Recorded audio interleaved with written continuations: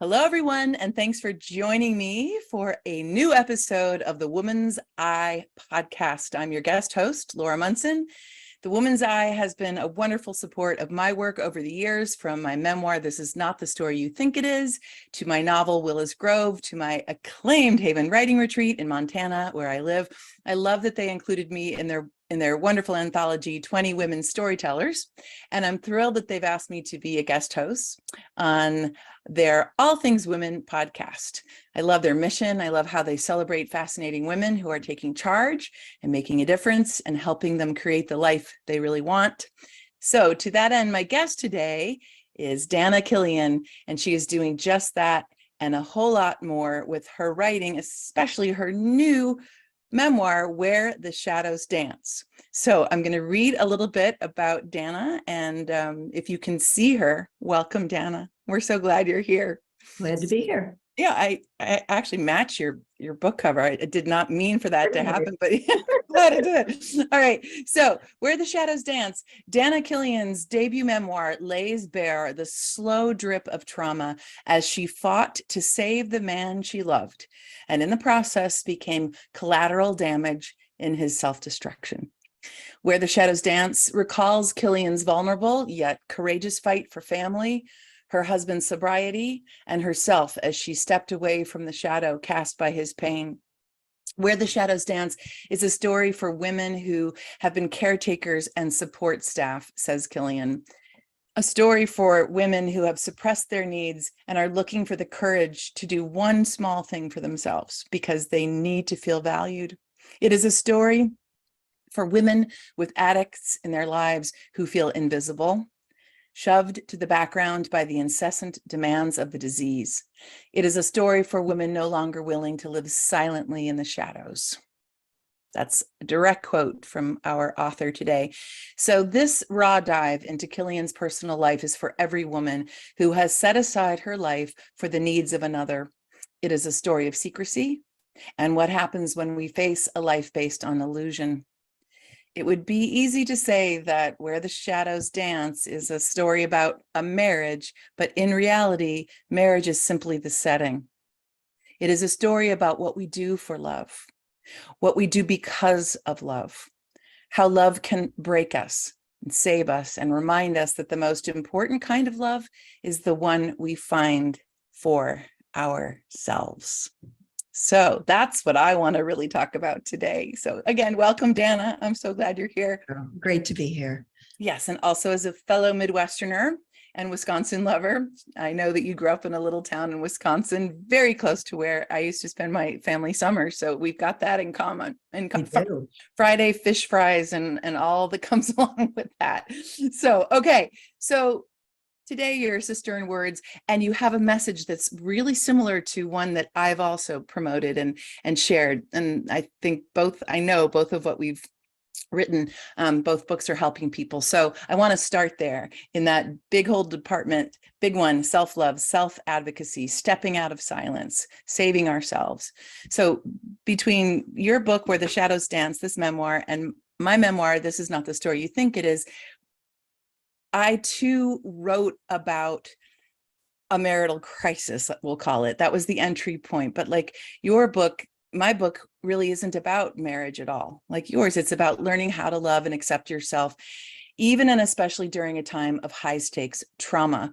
My way was by becoming aware of my thought patterns and how they can both serve us and sabotage us. And for me, it took a lot of practice, years of it, learning how to choose the patterns that do serve me in my mind. And I think that's the case for a lot of women. So my first question is really more just a call to action. Can you speak to us, Dana, about how you found your way to that self-love? I know that's a big, broad subject and big question, but did you have a concrete method or practice that helped you in that critical path of self-love? Tough question. And it's a question that was very difficult for me to answer. My story is about being on the sidelines of addiction. So when you're on the sidelines of addiction, your entire life is about the addict and protecting your family. So over what was decades, the crisis in the marriage became consuming, and all of my actions were for other people. So I didn't see how the addiction, the struggles, the focus on everyone else was really robbing me of my life.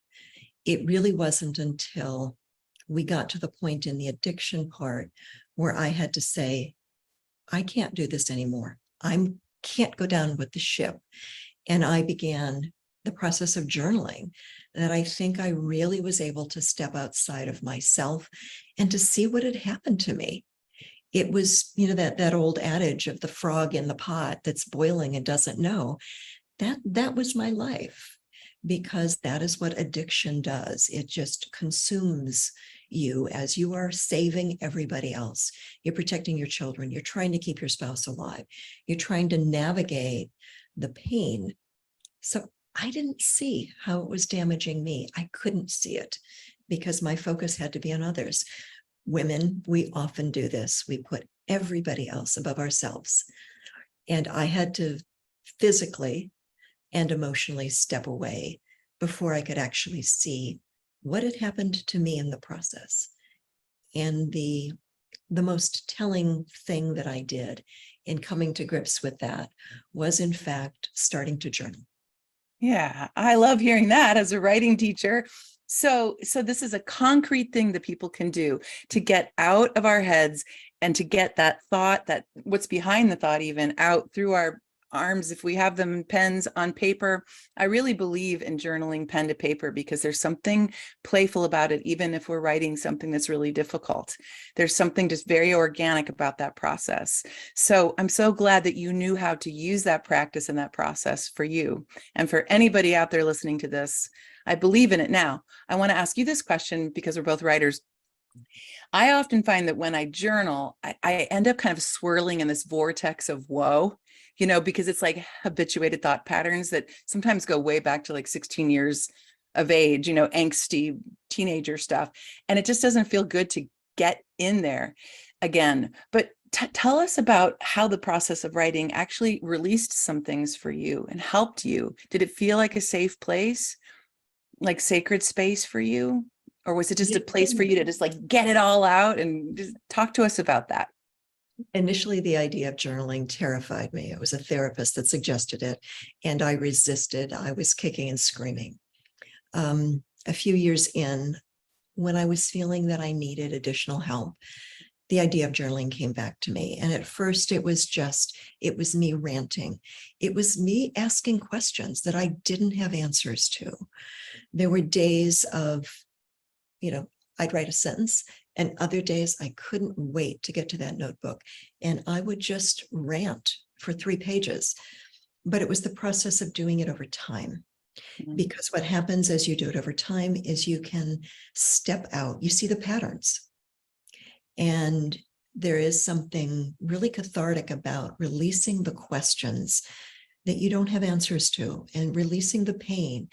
You can say things on those pages that nobody has to hear, things you wouldn't say out loud. I hate you today. I hate me today. And even if you know it's not true in the whole, that's what you're feeling in the moment. And those thoughts and emotions, they have to go somewhere. Yeah. But for me, I found it came to be something I really looked forward to over time. Mm-hmm. It came to be immensely healing, but it wasn't so much the act of writing it down, but to look at the pattern of what I was saying, what I was repeating over and over that I didn't have answers to. The ability to give me some distance and clarity from the emotion. When you're in the middle of a trauma, we can't see past. And the journaling allowed perspective to come into my life. Beautiful. Yes. Catharsis, releasing, and it's for nobody else. Unlike when you write a memoir, then you're crafting a book that includes writing past the fear of exposure. It is not your journal. So anybody out there who wants to write a memoir, keep a companion journal for exactly what Dana is saying, to get it out there, but it's for your eyes only, your heart only. So did you write this book as you were living it? Or I think you wrote this in reflection. You already know the ending of the story when you were writing it, right? There were parts of it that I was writing into, from the past. And there were parts that I was writing as it was happening. I see. It was as I was living it. Okay, that's helpful. So we do get to craft a memoir, and also the reader isn't owed everything. The journal is, because that's a conversation with your soul. That's what I think a journal is. Okay, so I love this section from the first chapter, and I'm going to read it. It's 3 sentences. She says, I won't stand at the water's edge and ponder my end. I won't stand on the balcony and wonder if I have the courage. This I know. But will I float away one day and dissipate like smoke from a candle flame because there is nothing left inside me? I'm going to read that one more time, that last part. This I know, but will I float away one day and dissipate like smoke from a candle flame because there is nothing left inside of me? So those are high stakes. And that is one powerful question while you're talking about the power of questions. And, Rainer Maria Rilke used to always say, or used to write about how it's all about the questions and to live into them.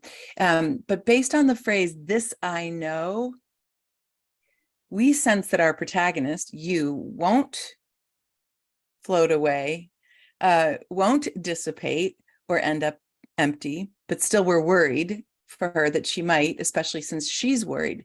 So I feel like right there, Dana, you're talking about your intuition. And here, it's the women's eye. So let's talk about women's intuition.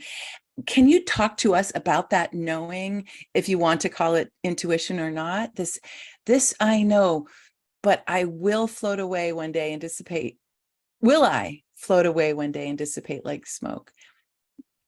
We suspect that you won't.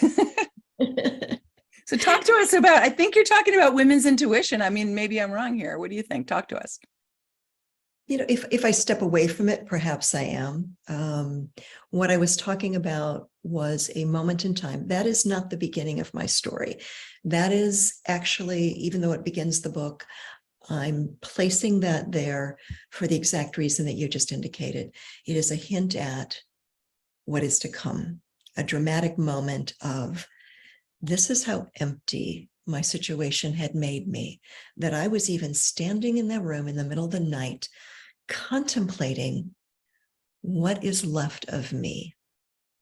I was not suicidal, I knew that. But there was such utter emptiness inside me. I didn't know what to do with that. I didn't know how to regain myself. I didn't know what my future looked like. And I couldn't picture it. But I knew that there were some boundaries that I personally would never cross. That was that difference between floating away was the emptiness. If I stay in this place, what is left? What am I existing in? And that was the dilemma in that moment. And it was also a kind of a transition point for me of, I don't have to choose the emptiness. There can be something more. Yeah, well, that's a great setup for my next question, which is about the house in Tucson that we find later on. And house and belonging and place are things that mean a lot to me, and I care about a lot. And I loved when we got to the description of this falling apart adobe home in Tucson, like amidst all the trauma and the caretaking that's going on between, your and the husband and your father. And but to me, when you get into the chapter called The House, it's the turning point of the whole book. It showed me a different side of you, and it brought me relief, and it brought me hope. And especially this line, I see a life forged out of its rubble. And then she continues a few lines later, she's waiting. So she calls the house she's waiting for me, and I am waiting for her. So when we read those words, of course, I'm hoping that you're going to end up in the house, but whether or not you end up in the house, here's when we read this section and we see this opening in you. So can you speak to us about what that home meant for you, to you? Was it a symbol of something inside you that needed to emerge or heal, or both? Yes, yes, and yes. That was occurring at a point when I had left the marriage, but I didn't know what my life would look like. I'm a middle-aged woman. What does this look like after a long marriage? I am contemplating a move cross country to a town in which I know no one. Hmm. And there was something about this particular home that just struck my heart, because the neglected aspect of something that was beautiful, that once held life, was basically a metaphor for my life. And I just had this vision immediately of rebuilding something. And that by infusing my essence into the walls of that home that had been neglected, the house and I would be healing each other together. And that's really what the move to Tucson was all about, finding a way to heal myself in an environment that was different. Home is also very, very important to me. It's a grounding point. And so I could finally see a life for the first time that did not involve my marriage, a life that I was forging on my own. And the house gave me a concrete view into something. And it did. It told me I was going to be okay. If I could feel this for this inanimate object, if I could find a way to infuse life into this thing, I was infusing life into my life, into myself. Beautiful. It struck me hard. It was a very important turning point emotionally in my own healing. Yeah. And it's such an invitation for the reader. Like you were talking about some concrete ways to get through the path of trauma and dealing with somebody who's an addict, and silencing yourself and shutting down, and journaling being something that helped you. I think taking that trip for you took 10 days, right? And that was a big deal for you to take those 10 days in Tucson. Yes, I did. So wouldn't you say that's another one? Like, get out of Dodge if you can, even if it's just a road trip to the town next door. I mean, just like expand, because life can get so like this when we're holding on, but to just open up to place, I find often opens up to the place of our heart and our survival. Do you agree? What I was doing in that trip is needing to find a way to envision what life would be like. I knew that I didn't want to stay in the towns where my marriage had occurred. I didn't want to live with the sad memories and the should have beens and the disappointment. And I wanted a really dramatic change. Tucson was on the radar. It was one of a number of places. But I had to see myself there. So it wasn't so much of getting into any old place that could change my perspective. I had to go to a place where I could try to envision a new life as a single woman after decades of marriage, after decades of a wonderful and also painful marriage. And that's what that Tucson trip was. And the house was kind of the icing on the cake that helped me really see I could be here. It's beautiful. Okay, so I want to come up with some more concrete ways to help people out there. So there are likely a lot of listeners out there who are in the caretaking role, and a lot of caretakers end up working with me at my Haven Writing Retreats in Montana, because people who are in that role need to fill up your cup too. So if it's something you're comfortable talking about with us, Dana, I'd like you to go more specifically into advising women who are being caretakers for others. And what are some tips for how to take care of themselves, especially in this role? Like, put your oxygen mask on first. But so many of us are walking around saying we're fine when we're not. Really, that's one of my tips. Notice when you're saying you're fine and check in. Are you really fine? So let's hear from you. You talk about denial in the book, silencing yourself. Give us some of your wisdom. I think part of trauma and part of women's lives in general is that so much of it is about doing for others. And the first thing that kind of disappears in us is our sense of self, because we are caretakers, we are givers, and we dismiss our needs, thinking someday there will be time. So yeah, the first thing is saying, wait a minute, I need the oxygen mask first, because regardless of what's happening with me, I can't be a good caretaker if I am not breathing. So respect and honor the fact that you need the oxygen mask, regardless of what that situation is.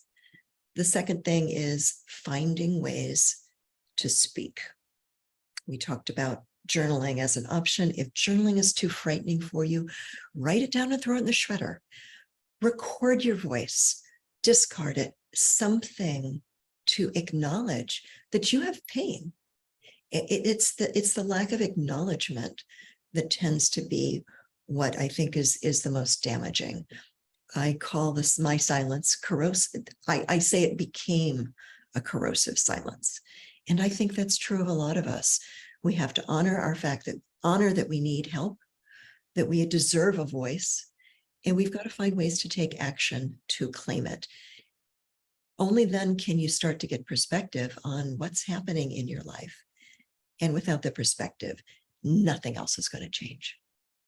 No. And we can't get perspective if we are not in, whether it's therapy, whether it's journaling, whether it's honor yourself and your own respect, your own deservedness. Mm-hmm. Because you can't help anyone else if you yourself are not strong and sturdy inside. And also, I mean, I totally agree with you. And there is such a thing as a savior complex. Check in with the motive behind. I'm not saying this to you, but for anybody out there who's wondering, check in with, am I in this pattern where I feel like I have to save someone else because I don't want to have to look at my own stuff? I think a lot of people who go into the healing arts actually need to look at that just in a loving way. Loving, right? That's something self-loving, self-championing instead of inner critic. I think the complication in that, what you said is certainly true. In an addictive relationship, we have the complex part of, I have to be there for him, because if I'm not, he dies. And then I have to live with that guilt. So that's a real tough one to adjust your thinking around, as the need to save, the need to fix. It's a really hard barrier to walk away from. I didn't get this, but sometimes we get family members who say, no, you can't leave him, because what's going to happen? He's going to die. And that's a different kind of dynamic.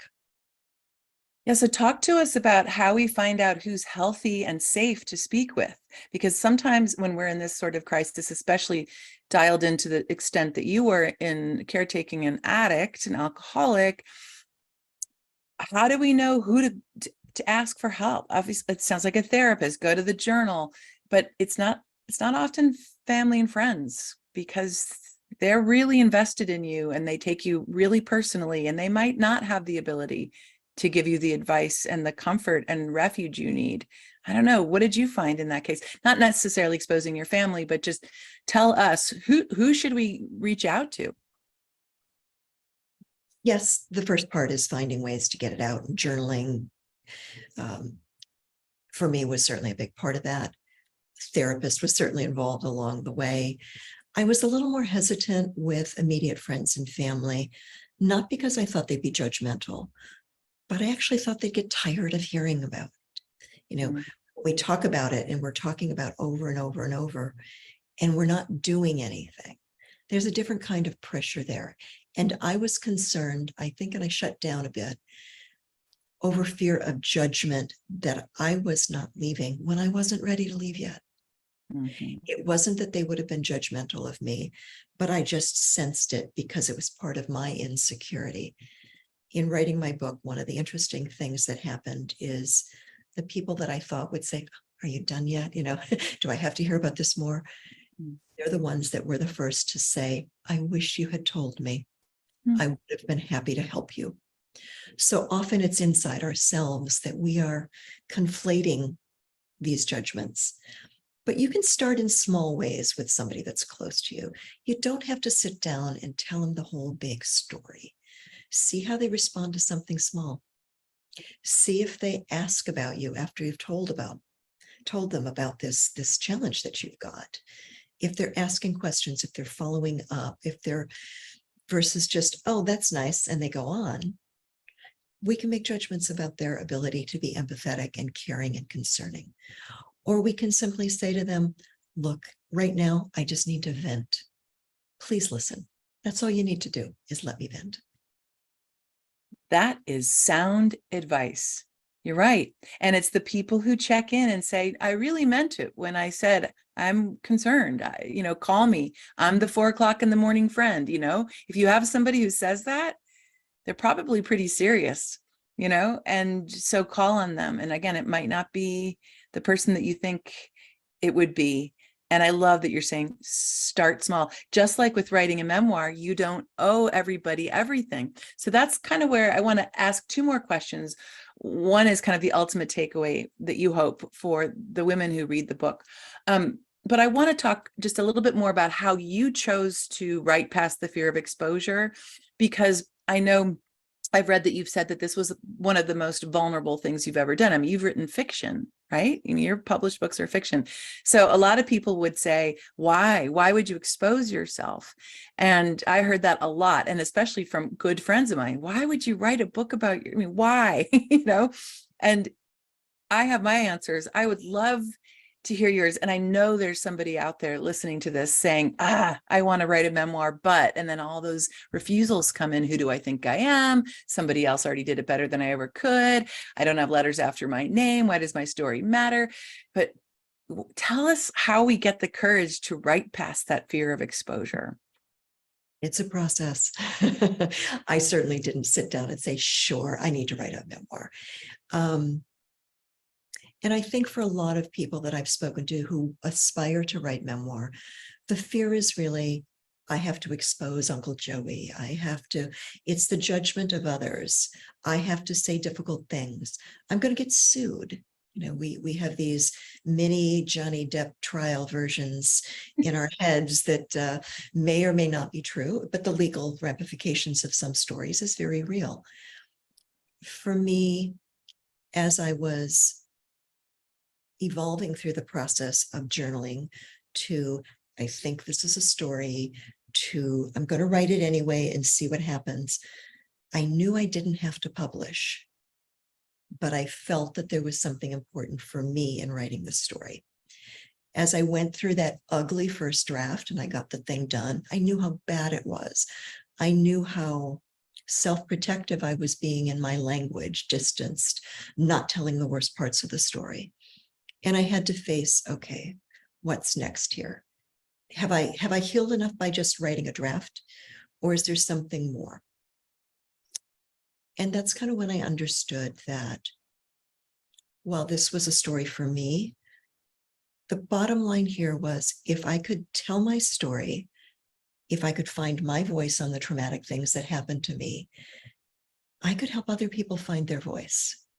And when that shift in my mindset and my writing came about, the fear shifted from, I'm afraid to tell my story, to I'm afraid not to tell my story. Because if I don't do this, it is another silencing of me.